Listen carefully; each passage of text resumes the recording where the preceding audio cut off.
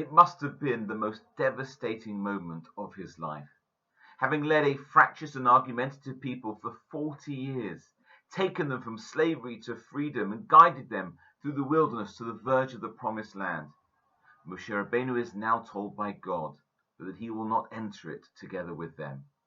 Instead, he is to ascend Har Nevo so that he can be shown the land in its entirety, and there he was told he will be gathered to his people, passing away without fulfilling his life's work and dream of leading the Jewish people into the land of Israel.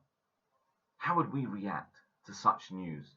How would we feel if we were told that we could see our prize, but we couldn't touch it? How much would we plead and beg to be allowed it for even a moment?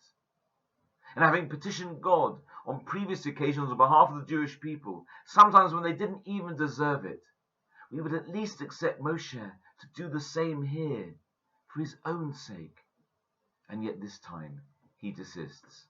And instead of pleading his case, his only response to God is to ask that God appoints a suitable leader so that the nation should not be left like a sheep without a shepherd. Now the question is obvious. Why didn't Moshe first pray to God to be allowed to enter the land? Why was he more concerned about a successor than completing his own mission? Well, in answer, Rashi, quoting the Midrash, explains that Moshe's surprising action shows the praise of the righteous. When they're about to depart this world, they abandon all thoughts of themselves and are occupied with the affairs of the community.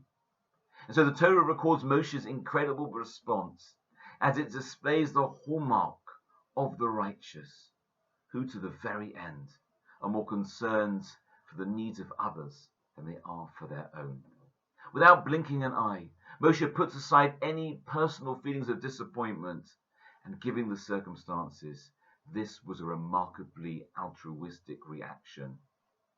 And I find this episode deeply moving, because not only is it uniquely a selfless act, but also because it represents perhaps the most powerful parting message by our greatest ever leader. With his final breaths, Moshe Rabbeinu reminds us that no one lives in a vacuum. No one can be so self-obsessed that they cannot think of others, and no one is bigger than the community as a whole. And so perhaps Moshe Rabbeinu's greatest legacy to us, his beloved nation, is an imperative for us to look beyond our own individual needs and to think more about how we can help others rather than just about ourselves, and that how each of us must find our place and give of ourselves to the community. Good Shabbos.